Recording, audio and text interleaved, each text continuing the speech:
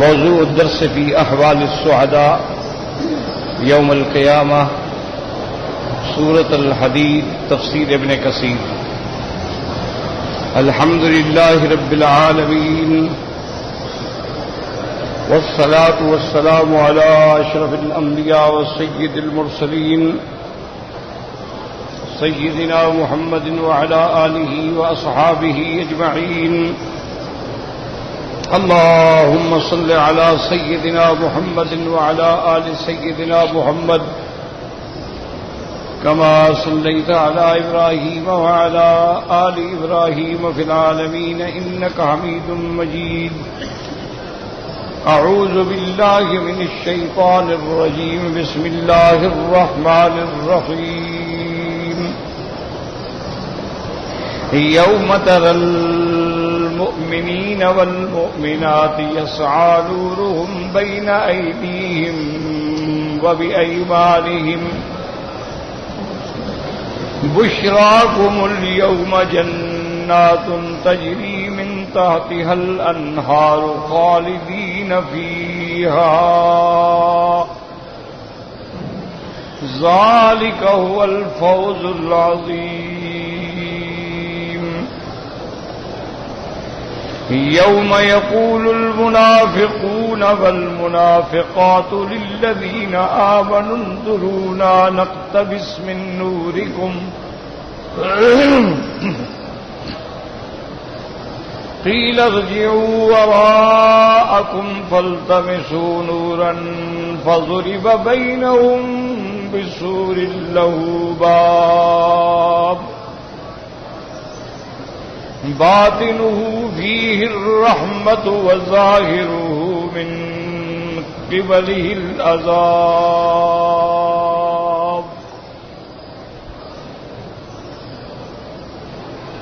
ينادونهم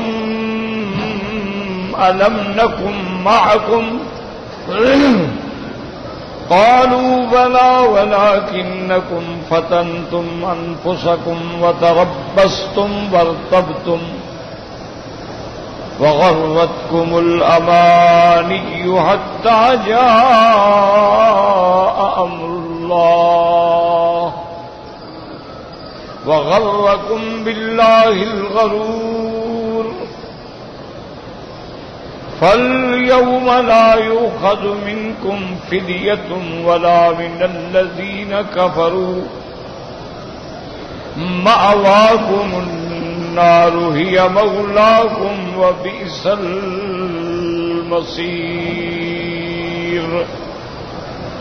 اس صورت مبارکہ میں جیسا کہ الحمدللہ آپ نے پڑھا ہے یا سنا ہے کہ سب سے پہلے تو اللہ تبارک و تعالی نے اپنی عزت، اپنی عظمت، اپنی تقدیس کا ذکر فرمایا اور ہمیں خبر دی سبح للہ ما فی السماوات والارض. پاکی بولتے ہیں، تنزیہ بیان کرتے ہیں جو چیزیں آسمانوں اور زمینوں میں. اللہ وہو العزیز الحکیم، وہ غالب بھی ہیں، حکمت والے ہیں. لہو ملک السماوات والارض، اسی ہی کا ہے ملک آسمانوں اور زمینوں کا. یحیی و یمیت، وہ جلاتے ہیں اور مارتے. وہو علی کل شیء قدیر، وہ ہر چیز پہ قادر ہے. یہ بیان قدرت ہے، عظمت. هو الاول والآخر، سب سے پہلے بھی اسی کی ذات ہے جس سے پہلے کچھ نہیں تھا. والآخر، جو سب سے آخر میں بھی اللہ کی ذات ہے. جب سب فنا ہو جائیں گے تو صرف اللہ کی ذات ہوگی. هو الظاہر، باعتبار دلائل کے وہ ظاہر ہیں، باعتبار باطن کے ان کی کنوں کو کوئی نہیں پہنچ سکتا، اس لیے وہ ظاہر بھی ہیں، وہ باطن بھی ہیں. وَهُوَ بِكُلِّ شَيْءٍ عَلِيمٌ، ہر چیز کا علم رکھنے والے ہیں. اب قدرت کا بیان ہے. هُوَ الَّذِي خَلَقَ السَّمَاوَاتِ وَالْأَرْضَ فِي سِتَّةِ أَيَّامٍ، وہ ذات جس نے آسمانوں اور زمینوں کو اور جو کچھ ان کے اندر ہے ان کو 6 دنوں کے اندر پیدا فرمایا. ثم استوى على العرش، پھر عرش پہ استفا فرمایا جیسا اس کی شان کو زیبا ہے. کما یلیق بشانہ، یعلم ما یلج فی الارض، وہ جانتے ہیں جو چیزیں زمین میں داخل ہوتی ہیں، کوئی دانہ داخل ہو، کوئی پانی کا قطرہ داخل ہو، وما یخرج منہا، اور جو زمین سے نکلتا ہے، کھیتیاں ہیں، پھل ہیں، درخت ہیں، وہ سب جانتے ہیں، وما ينزل من السماء، اور جو آسمانوں سے اترتے ہیں، فرشتے بھی اترتے ہیں، احکام بھی اترتے ہیں، بارشیں بھی اترتی ہیں، وہ ایک ایک قطرے کا علم جانتے ہیں، وما يعرج فيها، اور جو اس کی طرف جاتے ہیں، اعمال بھی جاتے ہیں، فرشتے بھی جاتے ہیں، ارواح بھی جاتے ہیں، وَهُوَ مَعَكُمْ أَيْنَمَا كُنْتُمْ، وہ تمہارے ساتھ ہیں چاہے تم جہاں بھی ہو۔ ساتھ ہونے کا معنی معیت علمی، یعنی تم اللہ کے احاطہ علم کے اندر ہو۔ وَاللَّهُ بِمَا تَعْمَلُونَ بَصِيرٌ، یہ ہوا معکم کا ترجمہ خود ہو گیا کہ اللہ تبارک و تعالیٰ جو تم عمل کرتے ہو دیکھ رہے ہیں، جب دیکھ رہے ہیں تو گویا ساتھ ہیں۔ لہو ملک السماوات والارض، اسی کے لیے وہی مالک ہے دنیا آخرت۔ وَإِلَى اللَّهِ تُرْجَعُ الْأُمُورُ، اسی ہی کی طرف لوٹ کے جانا ہے قیامت کے اندر تمام مخلوقات میں۔ فَيَحْكُمُ فِي خَلْقِهِ بِمَا يَشَاءُ، پھر وہ اپنی مخلوق میں فیصلہ فرمائیں گے، عدل فرمائیں گے، چونکہ وہ عادل ہیں اور اللہ تبارک و تعالی ظلم کرنے سے پاک ہیں۔ یولج اللیل فی النہار، کبھی رات کو دن میں داخل کر دیتی ہیں، دن بڑا ہو جاتا ہے۔ وَیُولِجُ النَّہَارَ فِی اللیل، کبھی دن کو رات میں داخل کر دیتے ہیں، رات بڑی ہو جاتی ہے۔ وَهُوَ عَلِیمٌ بِذَاتِ الصُّدُورِ، اور وہ تمہارے رازوں کے جاننے والے ہیں، جو تمہارے دل کے اندر ہے، جو تم نے چھپایا ہے وہ جانتے، یعنی جو تم زور سے کہو وہ جانتے ہیں، سنتے ہیں، آہستہ کہو جانتے ہیں، سنتے ہیں، اور تم نے دل میں چھپا رکھا ہے، ابھی زبان پہ بھی نہیں لے آئے، اس کو بھی وہ جانتے ہیں۔ وَهُوَ عَلِيمٌ بِذَاتِ الصُّدُورِ۔ اب اللہ نے حکم دیا کہ جب میری شان یہ ہے، میری عظمت یہ ہے، میری قدرت یہ ہے، آمنوا باللہ ورسولہ، ایمان لاؤ اللہ پہ، اس کے رسول پہ، اور اگر لا چکے ہو تو اس پہ جم جاؤ۔ وَأَنفِقُوا مِمَّا جَعَلَكُمْ مُسْتَخْلَفِينَ فِيهِ، اور خرچ کرو اس مال میں سے جس پر اللہ نے تمہیں نائب بنایا۔ فَالَّذِينَ آمَنُوا مِنكُمْ وَأَنفَقُوا لَهُمْ أَجْرٌ كَبِيرٌ، جو لوگ تم سے ایمان لائے، اللہ کے راستے میں خرچ کیا، ان کے لیے بہت بڑا ثواب ہے۔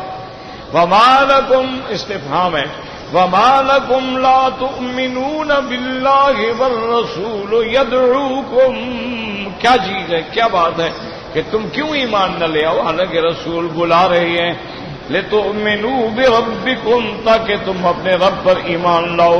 وَقَدْ أَخَذَ مِيثَاقَكُمْ، اور تم سے بیعت رسول کے وقت عہد بھی لے لیا گیا۔ إِن كُنتُم مُؤْمِنِينَ، اگر تم مومن ہو تو ایمان پہ جمے رہو۔ هُوَ الَّذِي يُنَزِّلُ عَلَىٰ عَبْدِهِ آیات بینات، وہ ذات ہے جو اپنے بندے پہ اتارتے ہیں آیات۔ ان آیات سے مراد قرآن کی آیات ہیں، ورنہ آیات سے مراد معجزہ بھی ہوتا ہے، قرآن کی آیت بھی ہوتا ہے۔ هُوَ الَّذِي يُنَزِّلُ عَلَىٰ عَبْدِهِ آیات بینات، قرآن کی آیتیں اور کھلی ہوئی آیت، لِيُخْرِجَكُم مِّنَ الظُّلُمَاتِ إِلَى النُّورِ، تاکہ قرآن پاک کی روشنی سے تمہیں کفر اور جہالت اور بدعات کے اندھیروں سے ایمان کی طرف نکالیں۔ وَإِنَّ اللَّهَ بِكُمْ لَرَءُوفٌ رَحِيمٌ، اور اللہ تبارک و تعالیٰ تمہارے ساتھ مہربانی فرمانے والے، لطف فرمانے والے ہیں۔ وَمَا لَكُمْ أَلَّا تُنْفِقُوا فِي سَبِيلِ اللَّهِ، کیا ہو گیا تم کیوں نہیں خرچ کرتے اللہ کے راستے میں؟ وَلِلَّهِ مِيرَاثُ السَّمَاوَاتِ وَالْأَرْضِ، ہر چیز اللہ کا ملک ہے، اللہ تبارک و تعالیٰ اس کے مالک ہیں، اللہ تبارک و تعالیٰ کے ہاتھ میں تمام خزائن ہیں۔ لا يستوی منکم من انفق من قبل الفتح وقاتل، ہرگز برابر نہیں وہ لوگ جن لوگوں نے ایمان لائے فتح مکہ سے پہلے اور اللہ کے راستے میں جہاد کیا، وہ ان کا درجہ بہت بلند ہے. اولئک اعظم درجۃ من الذین انفقوا من بعد وقاتلوا، وہ ان سے بہت بڑا درجہ ہے ان کا، ان لوگوں سے جو ایمان لائے اور جہاد کیا لیکن فتح مکہ کے بعد. کیوں ان کے درجات برابر نہیں ہو سکتے؟ یاد رکھیں کہ قیامت کے اندر جو ہے اللہ تبارک و تعالی مومنین کو درجات دیں گے، کیونکہ مقربین ہوں گے، اصحاب الیمین ہوں گے، پھر مقربین میں انبیاء ہوں گے، اور سب سے اعلیٰ سیدنا محمد مصطفیٰ صلی اللہ علیہ وسلم کہ اللہ تبارک و تعالی سب سے اعلیٰ مقام جو ہے وہ حضور پاک کو عطا فرمائیں گے. اور ان کے بعد اولو العزم من الرسل، وہ جو 5 انبیاء جو اولو العزم کہلاتے ہیں ان کو مقام ملے گا. اس کے بعد پھر رسل کو مقام ملے گا، اس کے بعد پھر انبیاء کو مقام ملے گا. ان کے مقامات کے بعد پھر ان کے اصحاب کا مقام ہوگا، صحابہ، تابعین، تبع تابعین، پھر عامت المومنین کا مقام ہوگا. سب کے درجات ہوں گے، اور درجات اتنے ایک دوسرے سے بلند ہوں گے. حدیث مبارک میں آتا ہے کہ جیسے تم دنیا میں ستارے کو دیکھتے ہو کتنا اونچا ہے، ایسے مومنوں کے درجے اونچے ہوں. اور اللہ تبارک و تعالیٰ کی رحمت سے، لیکن یہ یاد رکھیں کہ تمام امت جو ہے حضور پاک کی رحمت دو عالم کی برکت سے، دعاؤں سے، محنت سے اللہ یہ مقام دیں گے کہ ایک صحابی آئے، انہوں نے کہا کہ یا رسول اللہ صلی اللہ علیہ وسلم، مجھے آپ سے اتنی شدید محبت ہے،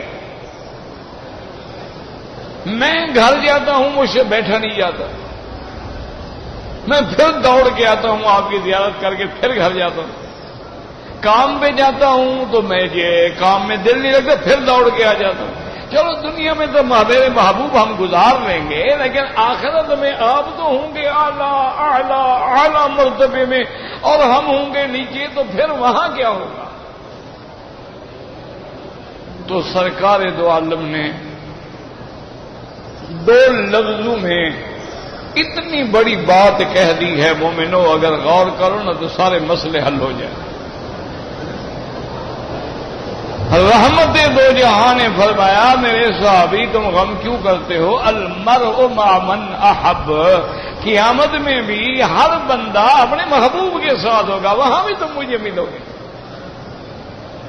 تو معیت محمد مصطفیٰ صلی اللہ علیہ وسلم جو ہے اس کا تعلق محبت سے ہے، اور محبت کا معنی اتباع ہے، اطاعت محمد مصطفیٰ ہے. یہ ایک بات کو یاد رکھ لیں، اچھی طرح سے سمجھ لیں. اسی لیے علماء نے، محدثین نے، مفسرین نے، اولیاء اللہ نے لکھا ہے کہ جو بندہ جتنا زیادہ درود شریف پڑھے گا قیامت میں اتنا حضور کے قریب ہوگا.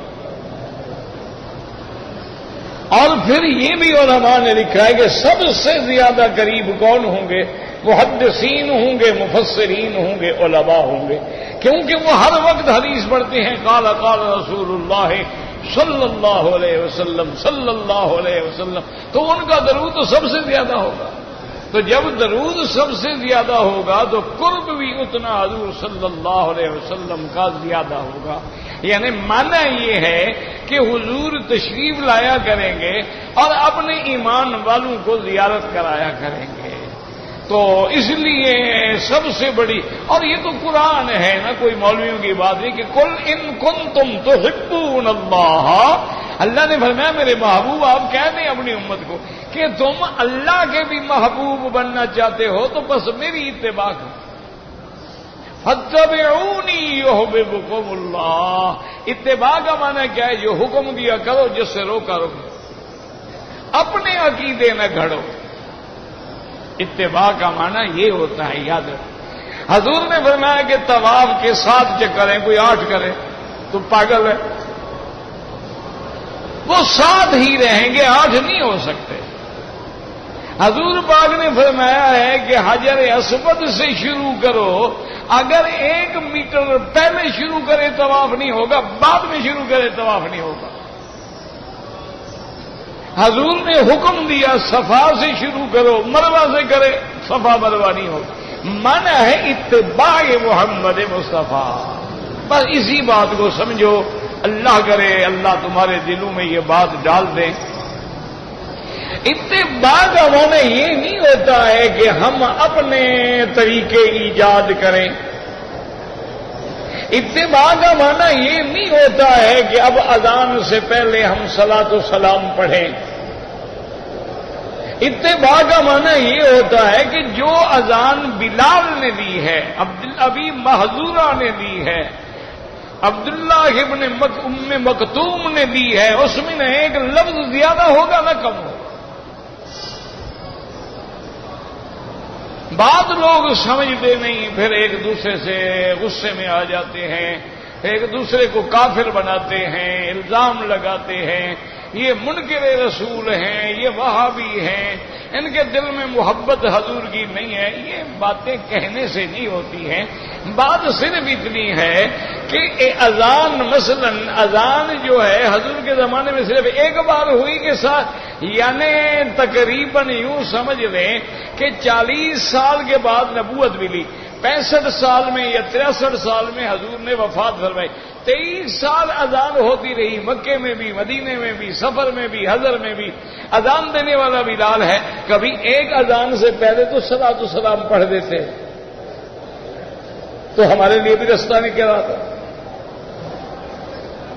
اور جب حضور نے ہمیں سمجھا دیا کہ قولوا کما یقول المؤذن، جو مؤذن کہے ایسے کہو، مؤذن کہے اللہ اکبر تم بھی کہو۔ صرف فرمایا کہ حوقلہ جو ہے، یعنی جب وہ کہے حی علی الصلاۃ، تم کہو لا حول ولا قوت الا باللہ۔ کیوں؟ اللہ توفیق نہ دی، ہم کیسے جا سکتے؟ اسی طرح فجر کی نماز میں اگر وہ کہے الصلاۃ خیر من النوم، تم کو اسی طرح کہو، اور اس کے بعد آگے یہ کہو صدقت وبررت ودعوت الی الحق۔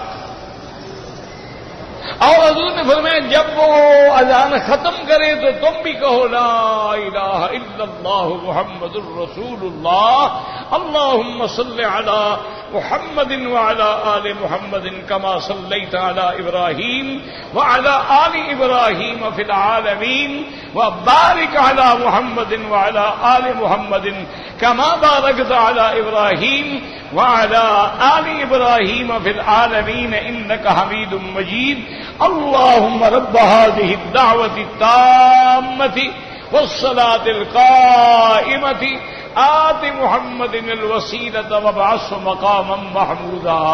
اور ایک روایت میں یہ بھی آتا ہے الذی وعدتہ انک لا تخلف المیعاد، اور ایک روایت میں یہ بھی آتا ہے کہ اس کے بعد کہو رضینا باللہ ربا وبالاسلام دینا وبمحمد نبیا ورسولا۔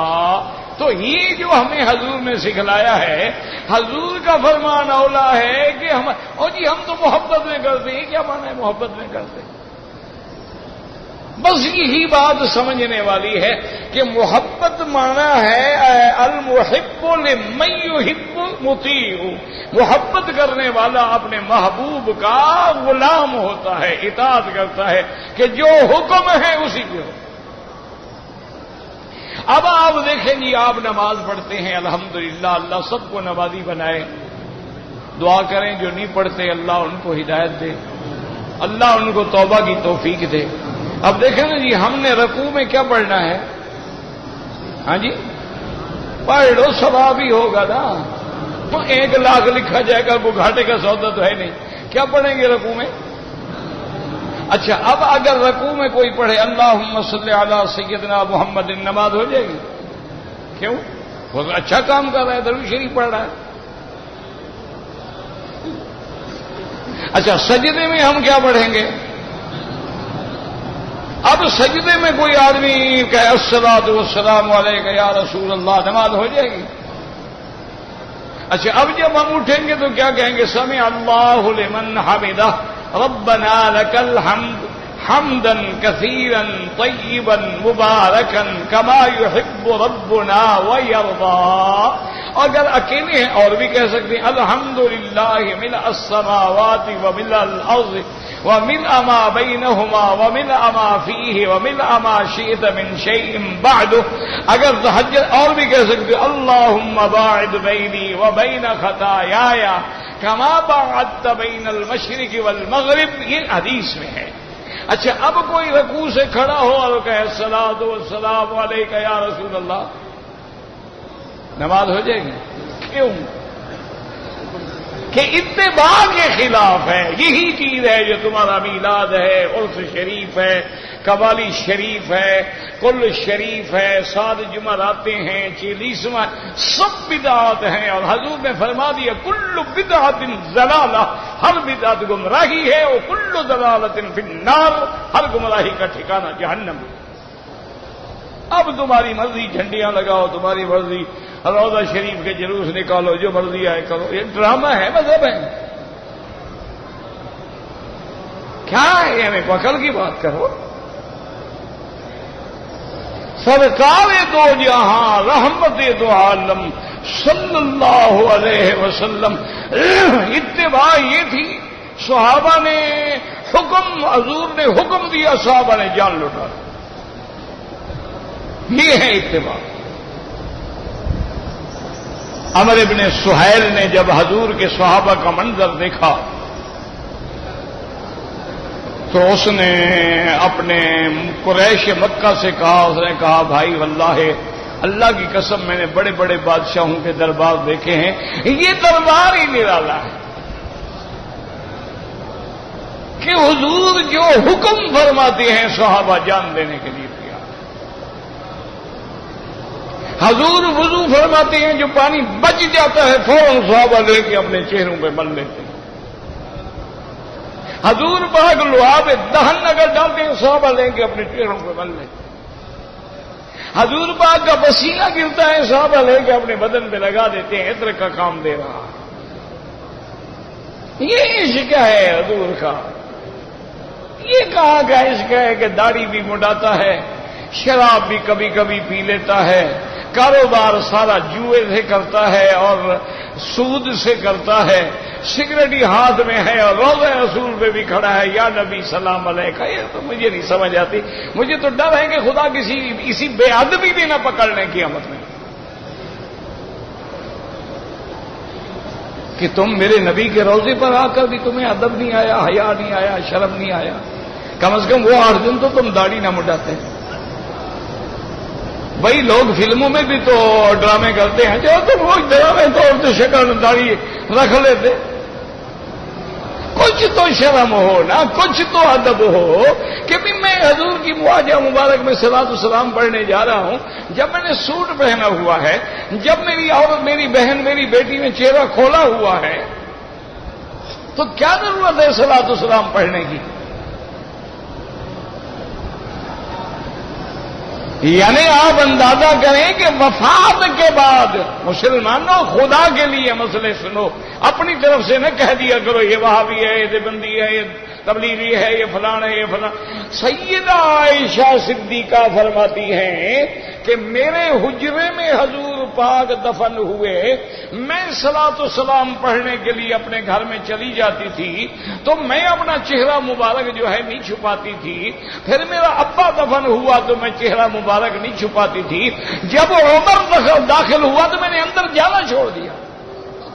میں نے کہا اب غیر آ گیا ہے اندر، میں کیسے جاؤں؟ وہ میرا ابا ہے، وہ میرا شوہر ہے، اس سے تو پردہ ہے ہی نہیں نا. اب تو یعنی ادب ہے، ادب کا مقام یہ ہے. بی بی عائشہ حضور سے پوچھ رہی ہے کہ آمنہ کے لال، آپ نے فرمایا کہ قیامت میں ہم سب قبروں سے کھڑے ہوں گے اور اس حال میں کھڑے ہوں گے کہ کسی پہ کوئی کپڑا ہی نہیں ہوگا. یعنی بالکل ایسے جیسے ماں کے پیٹ سے پیدا ہوئے ایسے کھڑے ہو جائیں گے، بعد میں کپڑے ملیں گے. سب سے پہلے جو لباس ملے گا سیدنا ابراہیم کو ملے گا. صحابہ نے حضور سے پوچھ لیا کہ یا رسول اللہ ابراہیم علیہ السلام کو آپ سے بھی پہلے لباس ملے گا؟ فرمایا ہاں مجھ سے بھی پہلے ملے گا. اللہ کسی کا احسان نہیں رکھتے ہیں. ابراہیم کی اللہ کی توحید کے لیے دشمنوں نے کپڑے اتار کے آگ میں ڈالا تھا. اللہ فرمائیں گے خلیل آج ساری دنیا کھڑی رہے پہلے تم جنت کا لباس پہن. جو توحید کے لیے مار کھاتے ہیں ان کو انعام ملتے ہیں. فکر نہ کرو جتنا لوگ پتھر مارے وہاں بھی کہیں گالیاں دیں خوش ہوا کرو کہ سنت رسول ادا ہو رہی ہے.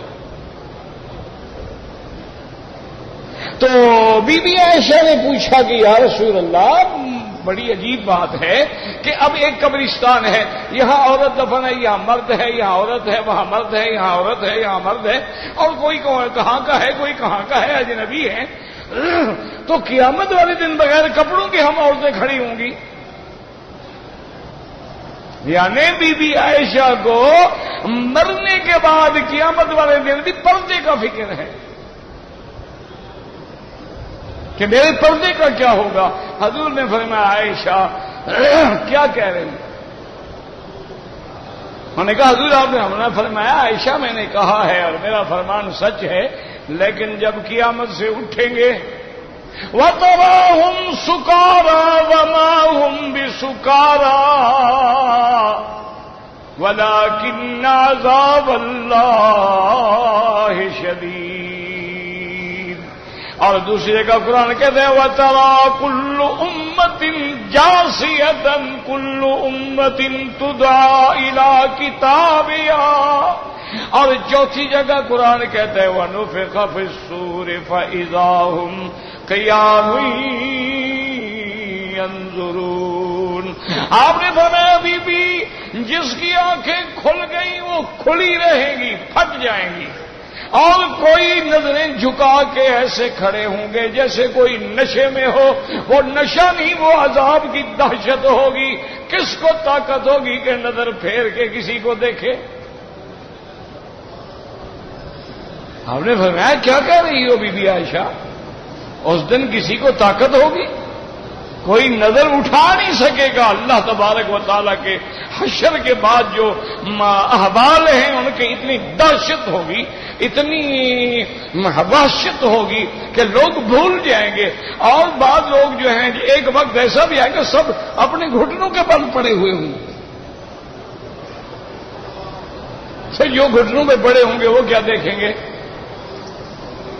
اس لیے میرے بھائی یاد رکھو کہ عشق نبی, محبت نبی, اتباع نبی, اطاعت نبی وہ حضور کے حکم پہ چلنے کا نام ہے. اس لیے اولیاء اللہ نے لکھا ہے کوئی سمندر پر پانی جوتے کے ساتھ چلتا جائے, کوئی آگ کے اوپر چلتا جائے, کوئی ہواؤں میں اڑتا جائے, اس کو ولی نہ سمجھنا جب تک کہ وہ متبع نہ ہو سنت محمد مصطفیٰ. فرمایا یہ تو دجال بھی چلے گا, شیطان بھی چل لیتا ہے. تو اصل بات ہے کیا کہ سنت نبی صلی اللہ علیہ وآلہ آلہ وصحابہ وسلم. حضرت سیدنا ابی ہریرہ رضی اللہ تعالی عنہ جب روم فتح ہو گیا, قسطنطنیہ فتح ہو گیا, بیٹھے کھانا کھا رہے تھے, آپ کے ہاتھ سے نوالہ گر گیا. نوالہ جو گرا تو بیٹھے تھے میدان میں, ریت پہ بیٹھے تھے, مٹی پہ, تو آپ نے وہ جلدی سے نوالہ اٹھایا, اس کو ایسے جھاڑا اور کھا لیا. تو رومی قیدی جو تھا اس نے کہا کہ ابو ہریرہ یہ آپ نے اچھا نہیں کیا, ہمارے ملک میں یہ عیب سمجھا جاتا ہے کہ روٹی کا ٹکڑا ہے گر گیا, اب تم اس کو اٹھا کر. آپ نے فرمایا آتروں کو سنت حبیبی لہؤلاء الحمقى, کیا میں ان احمقوں کے لیے اپنے محبوب کی سنت چھوڑ دوں؟ عجیب بات ہے. میرے نبی کی سنت ہے کہ گر جائے صاف کرو, لقمہ ہے کیوں ضائع ہو. یہ ہے عشق نبی, عشق محمد مصطفیٰ صلی اللہ علیہ وعلا آلہ واصحابہ وسلم تسلیما کثیرا. باقی تمہاری مرضی ہے, جو فتوے لگاؤ, جو فیصلے کرو, آخر ایک دن اللہ کے ہاں تو جانا ہے نا. اس لیے فرمایا کہ وہ لوگ جنہوں نے بعد میں خرچ کیا ہے وہ برابر نہیں. وَكُلًّا وَعَدَ اللَّهُ الْحُسْنَى، اللہ نے سب سے جنت کا وعدہ کیا ہے لیکن درجات کا فرق ہوگا. وَاللَّهُ بِمَا تَعْمَلُونَ خَبِيرٌ، اور جو کچھ کر رہے ہو وہ جانتے. مَنْ ذَا الَّذِي يُقْرِضُ اللَّهَ قَرْضًا حَسَنًا، کون ہے جو اللہ کو قرض دے؟ اللہ محتاج نہیں ہے، لیکن اللہ تبارک و تعالی ہمیں تسلی دیتے ہیں کہ میرے بندے، شریف آدمی کسی کا قرضہ نہیں کھاتا ہے، تو تم جو مجھے دے رہے ہو میں تمہارا پیسہ ضائع کر دوں گا، میں تمہیں بدلہ نہیں دوں گا، چلو تم مجھے قرضہ دے دو. من ذا الذی یقرض اللہ قرضا حسنا، علماء نے فرمایا حسنا کا معنی یہ ہے اللہ کے راستے میں دے لیکن طیبۃ نفسہ، خوش ہو کے دے، اور حسنا کا معنی یہ ہے حلالا، مال حلال سے دے، اور حسنا کا معنی یہ ہے کہ دینے کے بعد کسی کو ذلیل نہ کرے، اور حسنا اور دینے کے بعد فقر کا غم نہ کرے، اور یقین رکھے کہ جو میں نے دیا ہے مجھے اللہ لوٹائیں گے. اس لیے فرمایا من ذا الذی یقرض اللہ قرضا حسنا فیضاعفہ لہ ولہ اجر کریم. یہ اولیاء اللہ کی باتیں ہیں. حضرت مالک بن دینار فرماتے ہیں میں نے میدان مینا میں دیکھا مسجد خیف کے اندر ایک خوبصورت نوجوان ہے اور وہ کھڑا ہے اور اتنی درد سے دعائیں کر رہا ہے، اتنی سوز سے اللہ سے مانگ رہا ہے، اور آخر میں کہتے ہیں مولا آج نے دن جو ہے یہ قربانیوں کے لیے مقرر کیا ہے، اور آپ جانتے ہیں میرے پاس روٹی کھانے کا پیسہ بھی نہیں ہے تو میں قربانی کہاں سے کروں گا، میری یہ جان ہے یہ قبول فرمانے. اللہ اکبر کیا فوت ہو. یہ ہے مقام ولایت، یہ نہیں ہے کہ 6 کلو حلوہ کھا کے جھوٹ بولو. آج کل تو مولوی بھی حلوائی ہو گئے، پیر بھی حلوائی ہو گئے. اب جناب آج کا سبق جو ہم نے پڑھا ہے پچھلا میں نے اس لیے دوہرا دیا تاکہ بات سمجھ آ سکے. اب اللہ فرماتا یوم تری المؤمنین والمؤمنات یسعی نورهم بین ایدیہم وبایمانہم بشراکم اليوم جنات تجری من تحتها الانہار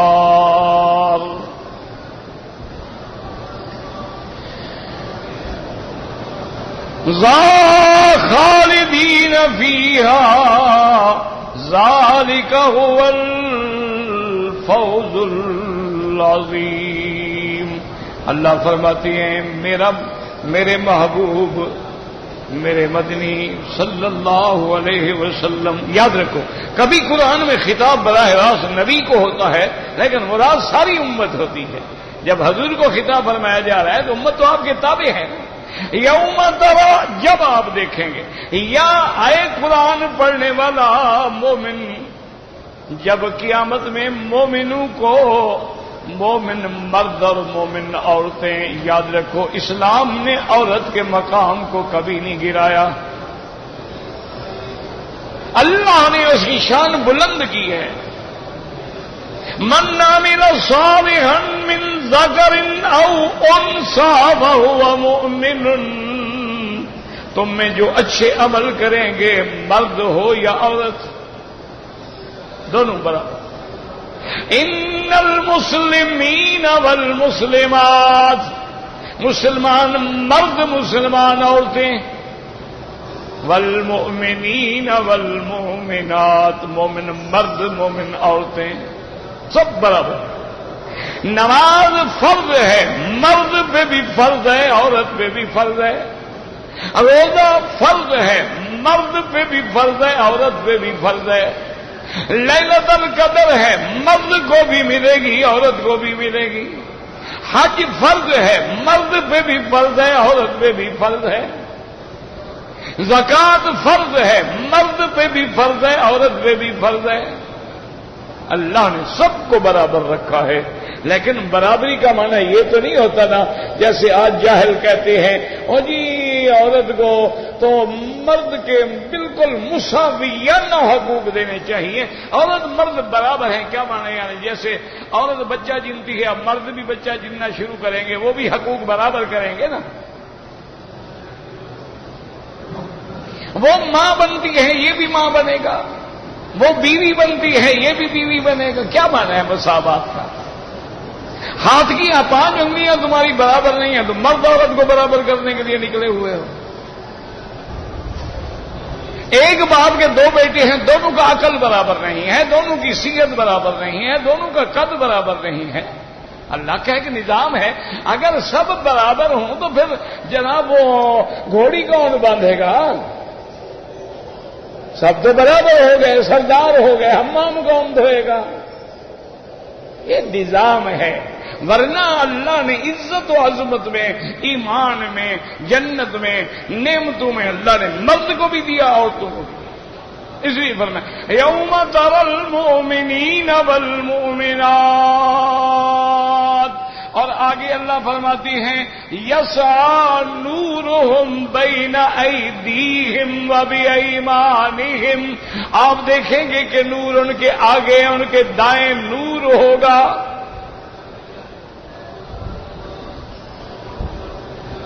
اب بات سمجھیں کہ یہاں ذکر 2 جگہ کا آیا، آگے بھی مومن کے نور ہوگا اور دائیں بھی نور ہوگا.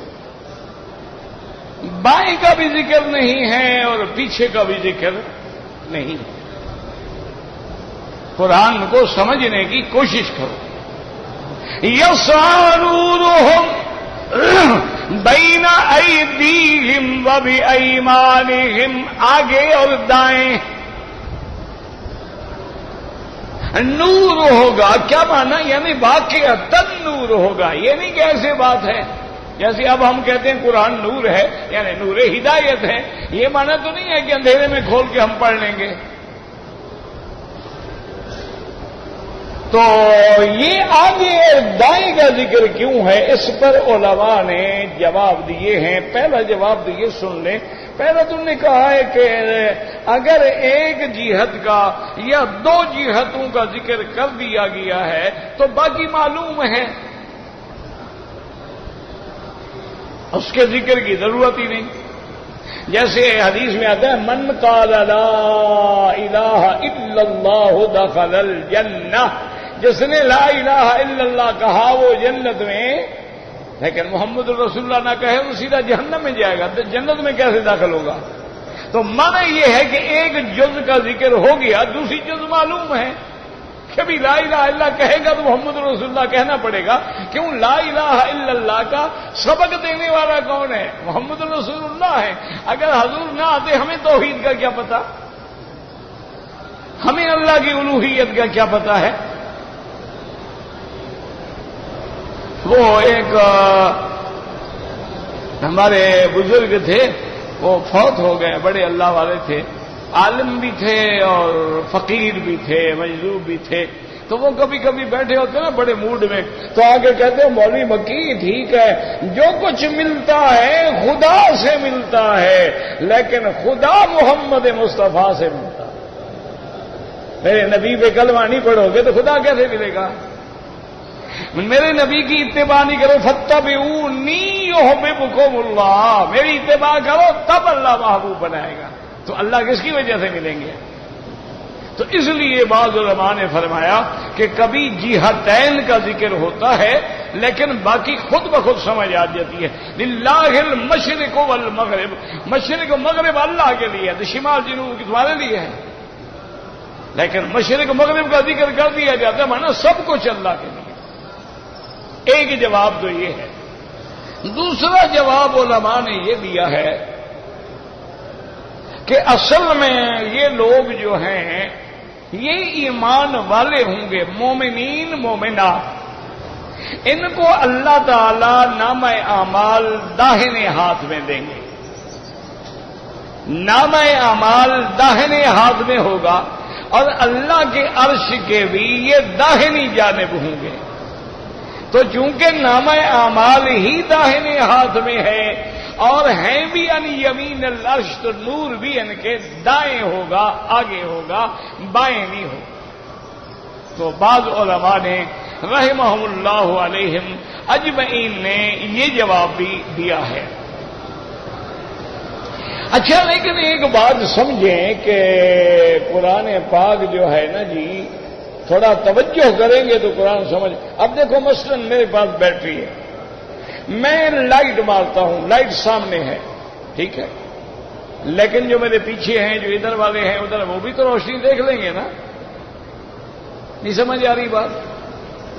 بھائی بیٹری تو میرے ہاتھ میں ہے نا، میں اس کی روشنی میں چل رہا ہوں، تو اس کی لائٹ جیسے میں دیکھ رہا ہوں، میرے پیچھے والے بھی دیکھ رہے ہیں، دائیں والے بھی دیکھ رہے ہیں، بائیں والے بھی دیکھ رہے ہیں۔ لیکن قرآن یہ کہتا ہے کہ جب مومنوں کو نور ملے گا، اور وہ نور بھی کوئی چھوٹا موٹا نور نہیں ہوگا، حضور نے فرمایا کہ بعض مومنوں کا تو نور ایسے ہوگا جیسے مکے سے یمن تک کا فاصلہ، اور حضور نے فرمایا کہ بعض مومنوں کا نور تو ایسے ہوگا کہ زمین سے آسمان تک نور کا ستون چلا گیا، اور بعض کا حضور نے فرمایا نور ایسے ہوگا جیسے کھجور کا درخت ہوتا، اور حضور پاک نے فرمایا سب سے ادنا او کمزور ایمان والا جو بندہ ہوگا، اس کے بھی پاؤں کے ناخنوں کے یعنی انگوٹھوں میں نور ہوگا، وہ بھی اس کی روشنی میں چل رہا ہوگا۔ تو جب نور اتنا بڑا ہے، اب اگلی آیت کو سنیں تو پھر وہ اشکال سمجھ آئے گا آپ کو۔ اللہ فرماتے ہیں کہ منافق مرد اور منافق عورتیں جو ہیں وہ مومنوں سے کہیں گے بھی خدا کے لیے کوئی ٹھہرو تو صحیح، ہم بھی تمہاری روشنی میں چلے جائیں۔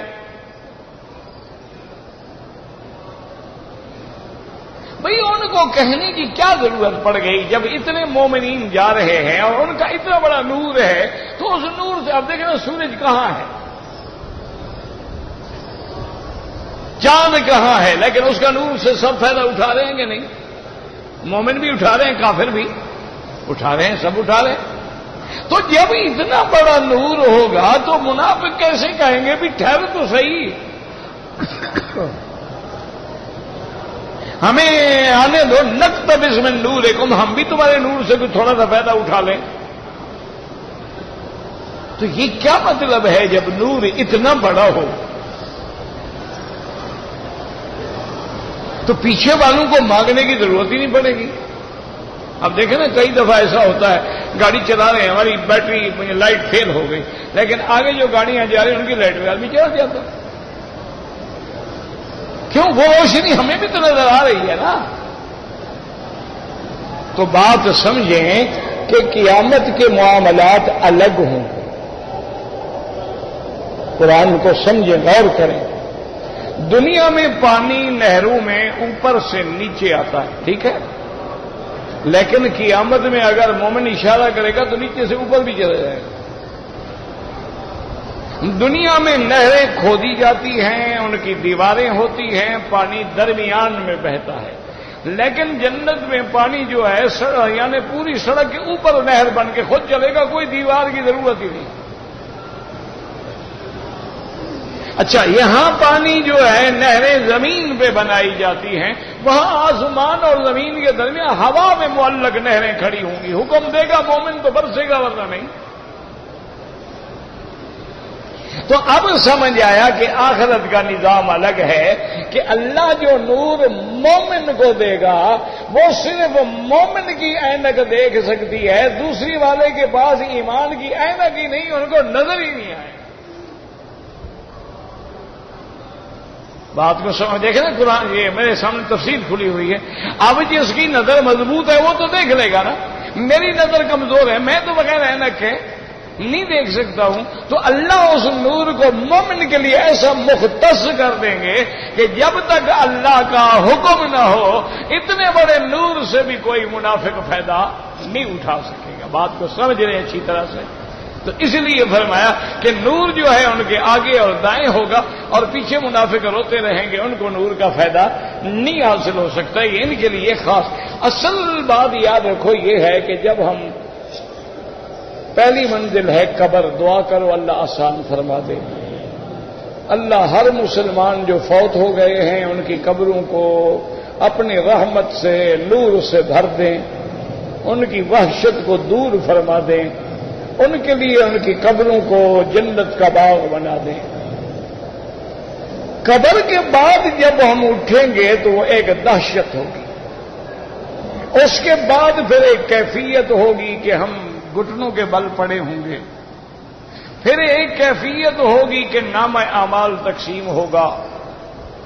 پھر ایک کیفیت ہوگی کہ مومنوں کے چہرے 14ویں کی چاند کی طرح روشن ہو جائیں گے اور کافروں کے چہرے سیاہ ہو جائیں گے. پھر ایک مقام ہوگا کہ بالکل ایسی اندھیرا ہو جائے گا محشر میں, اتنا اندھیرا ہو جائے گا کہ لم یکد یراہا, کوئی بندہ اپنا ہاتھ بھی نہیں دیکھ سکے گا, اتنی اندھیرا سب کے لیے. پھر اس اندھیرے کے بعد اللہ نور عطا فرمائے. تو اب ہر مومن کا نور اس کے ایمان کے مطابق. کافر جو ہیں وہ تو جہنم میں گئے نا, ان کو تو پل صراط پہ گزرنے کی ضرورت ہی نہیں. کیوں گزرے؟ انہیں تو جانا ہی جہنم میں ہے, ان کو تو جہنم میں دھکیل دیا گیا.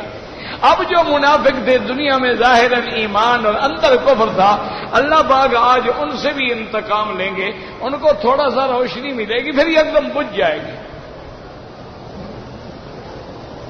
اچھا, روشنی ملنے کے بعد بجھ جائے تو یہ اور تکلیف ہے. آدمی اندھیرے میں بیٹھا, دیکھو نا ساری زندگی ہم تو دیہات میں پڑھے, دیہات میں پلے بڑھے, وہیں مدرسوں میں پڑھے, دیے جلاتے تھے تیل والے. ہمارے پاس تو لالٹین بھی نہیں تھے, تو دیا جلا کے تیل ڈال دیا. اچھا تیل ختم ہو گیا تو بیٹھے ہیں.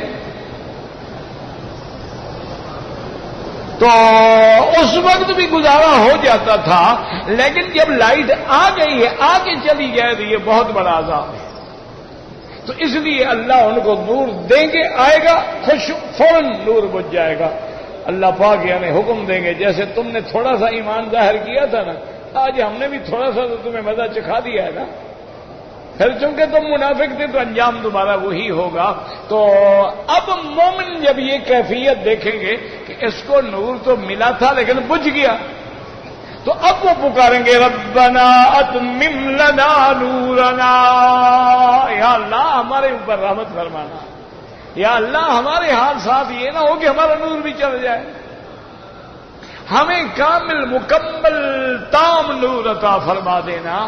تو اب مومن جو ہے اس نور کی روشنی میں چلے جائیں گے, اور آگے جو ہے ایک دیوار آ جائے گی. دیوار میں ایک دروازہ ہوگا. مومن تو دروازے سے نکل کے گئے جنت کی طرف, اور ایک منافق جو ہے وہ باہر رہ جائیں گے. اب کیفیت یہ ہوگی کہ جو اندر چلا گیا ادھر رحمت ہے, اور جو باہر کھڑا ہے اس کے لیے عذاب ہے. تو اللہ نے احوال قیامت کا ایک منظر بیان فرمایا ہے. دعا کریں اللہم اجعل آخر کلامنا لا الہ الا اللہ محمد الرسول اللہ, اور نور قبورنا, اللہم استر عوراتنا, اللہم خفف لوآتنا, اللہم اجعل آخر کلامنا واجعل آخر ایامنا خیرہا وارزقنا حسن الختام.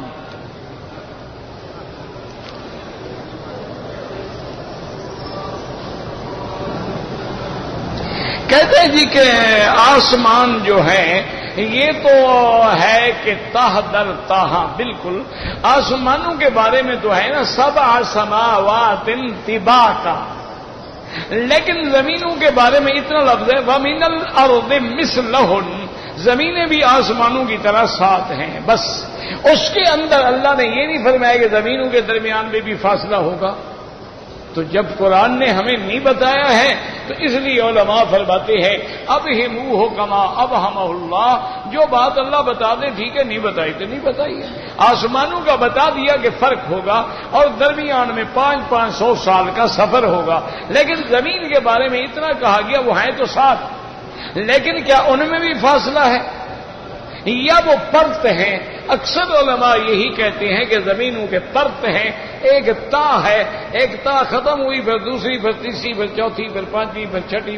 دیکھا نہیں تم لوگوں نے جیسے شالامار باغ کو تہ در تہ بنایا گیا تھا کہ ایک سطح پہ کھڑے ہیں، پھر اترو دوسری سطح پہ آ جائیں، پھر اترے پھر تیسری سطح پہ آ جائیں، پھر اترے پھر چوتھی سطح پہ آ جائیں۔ تو اگر بندے بنا سکتے ہیں تو اللہ کے آگے کیا مشکل ہے؟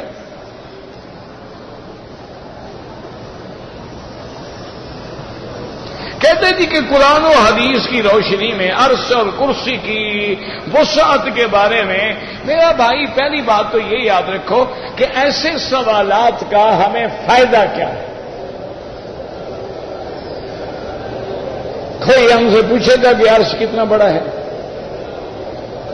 کوئی ہم سے پوچھے گا کہ قلم کتنی بڑی ہے، لیکن احادیث میں آتا ہے، قرآن میں بھی ہے، وسع کرسیہ السماوات والارض، کہ کرسی اتنی بڑی ہے کہ 7 آسمان اگر ہم پھیلا دیں، حضور نے فرمایا کحلقۃ ملقاۃ فی فلاۃ من الارض، یہ ایسے ہے جیسے ایک کڑے کو جنگل میں ڈال دو، وہ کتنی جگہ روکے گا؟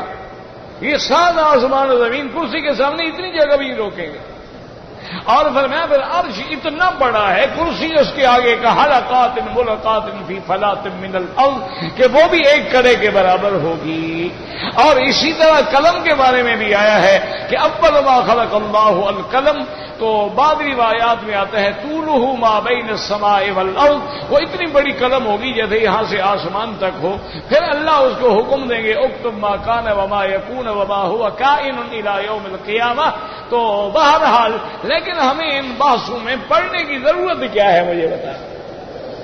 بس بیٹھے رہتے ہیں، ان کو پتہ ہے مولوی مکی مفت کا مولوی ہے، جو مرضی ہے اس کا دماغ کھپاؤ۔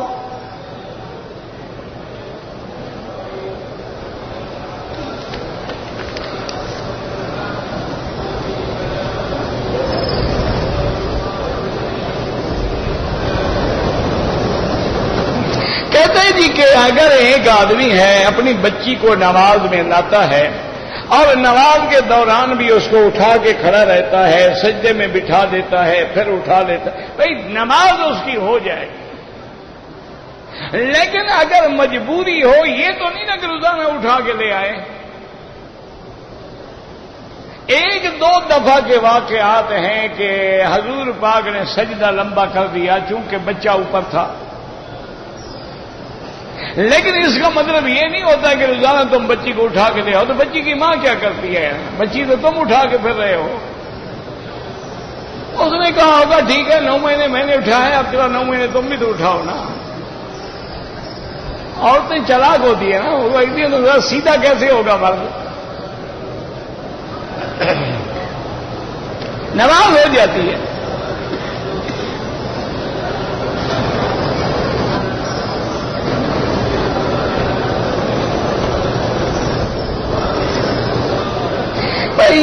میری بہن بات یہ ہے کہ جب آپ کو ایام حیض شروع ہو گئے، یہی تو غلطی ہے نا میری بیٹی، حیض کے آنے سے پہلے اس کو روکنے کی دوا کھانی چاہیے۔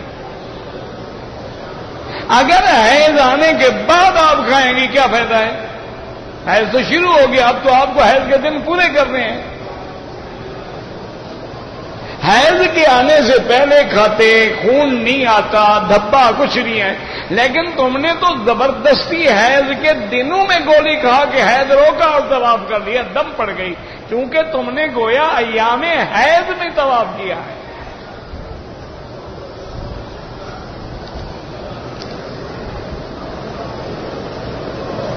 کہتے جی کہ بعض لوگ جو اہل بدعت ہیں، اور ہمیں پتہ ہے، باقی یاد رکھو بریلویت کی فقہ کوئی الگ نہیں ہے، وہ بھی حنفی ہے، ان کی فقہ بھی یہی ہے۔ یہ تمہیں غلط فہمی ہے، بریلی ایک جگہ کا نام ہے، دیوبند ایک جگہ کا نام ہے۔ بریلوی علماء ہیں یا دیوبندی علماء ہیں یا تبلیغی علماء ہیں یا اہل حدیث علماء ہیں، ان سب کی فقہ جو ہے، فقہ تو ایک، دیکھیں نا کہ سب نے حدیث کہاں سے لی؟ حضرت شاہ ولی اللہ سے۔ سب نے قرآن کہاں سے لیا؟ حضرت شاہ عبد القادر، حضرت شاہ عبد العزیز، حضرت شاہ رفیع الدین سے۔ تو یہ فقہ کے تو کوئی جھگڑے نہیں، اصول میں کوئی جھگڑا نہیں، فروعی مسائل میں اختلاف ہوتا ہے۔ ایک ہے کہ وہ شخص بدعتی ہے، کیا معنی؟ صلاۃ و سلام پڑھتا ہے اذان سے پہلے، جمعہ کے دن کھڑے ہو کے صلاۃ و سلام پڑھتا ہے، وہ عرس شریف کرتا ہے، وہ قبروں پہ جا کے تعظیمی سجدے کرتا ہے، وہ قبروں پہ ہاتھ باندھ کے کھڑا ہوتا ہے، تو ایسا بندہ جو ہے وہ اہل بدعت میں ہے۔ اگر سجدہ عبادت سمجھ کے کرتا ہے تو مشرک ہے، اگر تعظیم سمجھ کے کر رہا ہے تو بدعتی ہے۔ اور بدعتی کے بارے میں حضور نے فرما دیا ہے کہ من وقر صاحب بدعت فقد اعان علی ہدم الاسلام، جو کسی بدعتی کی عزت کرے، توقیر کرے، احترام کرے، اس نے دین محمد مصطفیٰ کو گرا دیا۔ ایسے آدمی کے پیچھے نماز نہیں ہوتی۔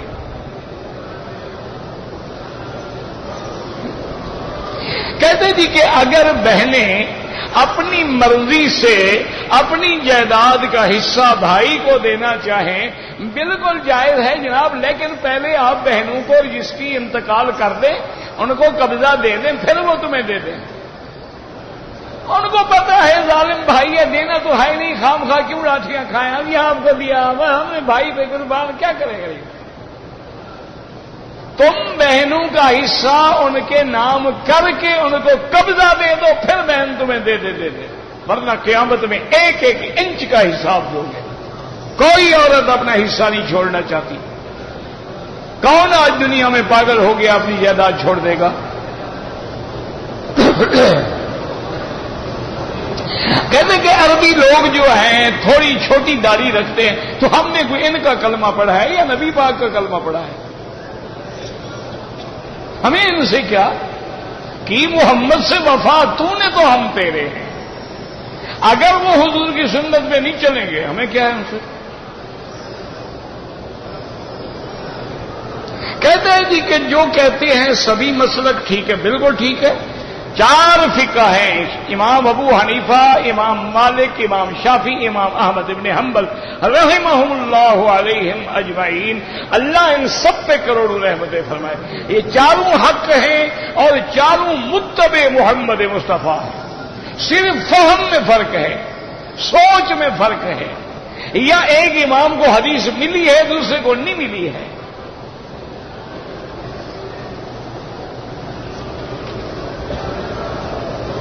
کسی دوسرے کے لیے طواف نہ کریں، دعا کریں، طواف اپنے لیے کریں۔ اگر ہمارے رشتہ دار فوت ہو گئے ان کے لیے عمرہ کریں، حج کریں، طواف کریں۔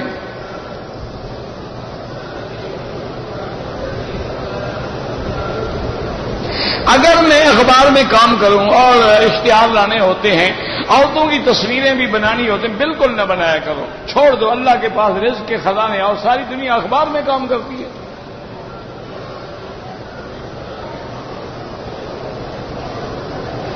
کہتے ہیں جی کہ جب شادی ہوتی ہے ہمارے ملک میں تو دلہن جب گھر میں آتی ہے تو لوگ اس کو پیسے دیتے ہیں، کوئی بات نہیں، یہ تو خوشی ہے، یہ ایک علاقے کا رواج ہے کہ مدد ہو جائے، پھر ان کی شادی ہوگی تو وہ بھی تو دیں گے نا۔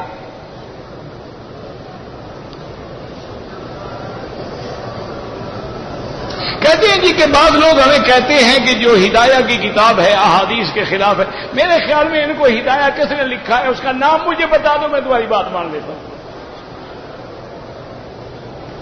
ہدایہ کتاب کس نے لکھی ہے؟ جیسے چٹ لکھا ہے، مجھے نام بتا دے، میں ابھی مان لیتا ہوں۔ جب تمہیں نام لکھنے والے کا پتہ نہیں ہے، انا للہ و انا الیہ راجعون۔ یاد رکھو کہ ہدایہ کے فیصلے فقہی اس پر کئی کتابیں ہیں، سہایا ہے، بنایا ہے، سب نے تخریج احادیث کی ہے کہ یہ مسئلہ کس حدیث سے ہے، یہ کس حدیث سے ہے، یہ کس حدیث سے ہے، لیکن اللہ پڑھنے کی توفیق بھی تو دے نا۔